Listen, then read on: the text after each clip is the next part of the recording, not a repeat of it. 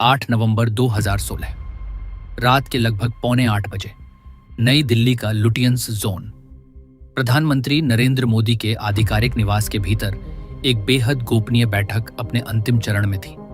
जिसकी भनक कैबिनेट के मंत्रियों तक को नहीं थी। देश के सबसे ताकतवर नौकरशाह और खुफिया रणनीतिकार अजीत डोभाल टेबल पर रखी फाइलों को अंतिम बार देख रहे थे, क्योंकि कुछ ही पलों में देश के इतिहास का सबसे बड़ा आर्थिक फैसला सुनाया जाने वाला था। ठीक 8 बजे जब दूरदर्शन की स्क्रीन पर प्रधानमंत्री का चेहरा उभरा, तो किसी को अंदाजा नहीं था कि अगले कुछ मिनटों में भारतीय अर्थव्यवस्था की पूरी दिशा हमेशा के लिए बदलने वाली है। उस शांत कमरे में ली गई सांसों के पीछे एक गहरा सस्पेंस छिपा था, जिसने देश की सरहदों के पार बैठे दुश्मनों और देश के भीतर बैठे जमाखोरों की रातों की नींद उड़ाने की पूरी तैयारी कर ली थी। भाइयों और बहनों, आज रात 12 बजे से 500 और 1000 के नोट कानूनी रूप से अमान्य हो जाएंगे। इस एक वाक्य ने 125 करोड़ की आबादी वाले देश की धड़कनों को एक पल के लिए पूरी तरह रोक दिया था। 9 नवंबर 2016 सुबह के ठीक 4 बजे मुंबई का एक सुनसान इलाका, अभी सूरज की पहली किरण भी नहीं फूटी थी, लेकिन देश के सबसे बड़े वित्तीय हब की धमनियां पूरी तरह थम चुकी थी और रिजर्व बैंक के दफ्तरों में खुफिया अधिकारियों की गाड़ियां लगातार चक्कर काट रही थी। अंधेरे कमरों में बैठकर दाऊद इब्राहिम के गुर्गे और हवाला कारोबारी अपने सूटकेसों में बंद करोड़ों रुपयों के कागजों को देख रहे थे, जो अब महज रद्दी का टुकड़ा बन चुके थे।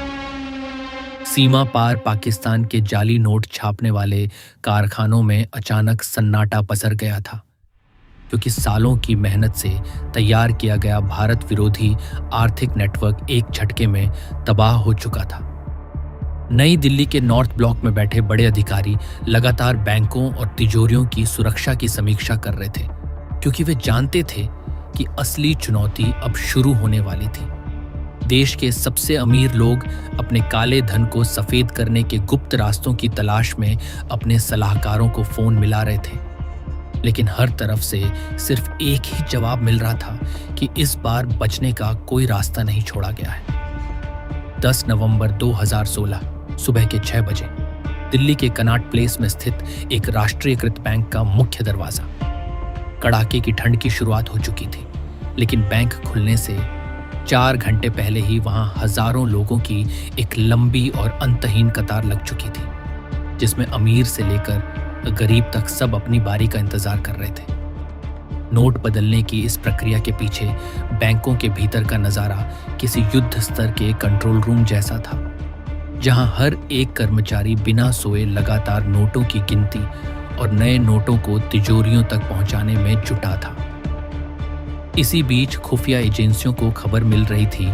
कि कुछ बड़े सिंडिकेट्स ने गरीब लोगों के खातों का इस्तेमाल करके अपने काले धन को ठिकाने लगाना शुरू कर दिया है। वित्त मंत्रालय के गलियारों में आधी रात को भी बत्तियां जल रही थीं, जहां अजीत डोभाल और राजस्व सचिव हर एक संदिग्ध लेन देन पर पैनी नजर रख रहे थे। एटीएम मशीनों के बाहर बढ़ता तनाव और जनता का सब्र धीरे धीरे टूट रहा था, लेकिन इस अव्यवस्था के पीछे एक बहुत बड़ा जाल बिछाया जा रहा था, ताकि कोई भी बड़ी मछली इस चक्रव्यूह से बाहर न निकल सके। 30 दिसंबर 2016 रात के 11 बजे भारतीय रिजर्व बैंक का केंद्रीय मुख्यालय, सरकार द्वारा दी गई 50 दिनों की वह सख्त समय सीमा अब अपने आखिरी पड़ाव पर थी, जिसने पूरे देश को एक अभूतपूर्व उथल पुथल से गुजारा था। प्रधानमंत्री नरेंद्र मोदी और उनके मुख्य सलाहकारों की टीम के सामने अब तक जमा हुए नोटों के आंकड़े आ रहे थे, जो उम्मीद से कहीं ज्यादा चौंकाने वाले थे, क्योंकि लगभग पूरा पैसा बैंकिंग सिस्टम में वापस लौट आया था। बंद कमरों में अधिकारी इस बात का विश्लेषण कर रहे थे कि क्या यह मिशन पूरी तरह सफल रहा, या फिर भ्रष्ट तंत्र ने इस व्यवस्था में भी कोई नया रास्ता निकाल लिया था। इस पूरे घटनाक्रम ने देश के हर नागरिक के जीवन को बदल दिया था। जहां डिजिटल अर्थव्यवस्था की एक नई शुरुआत हो रही थी, तो दूसरी तरफ छोटे बाजारों में सन्नाटा पसरा हुआ था। इतिहास के पन्नों में इस रात को एक ऐसे साहसिक और डार्क फैसले के रूप में दर्ज किया जाना था जिसने भारतीय राजनीति और अर्थव्यवस्था के पूरे ढांचे को हमेशा हमेशा के लिए हिलाकर रख दिया।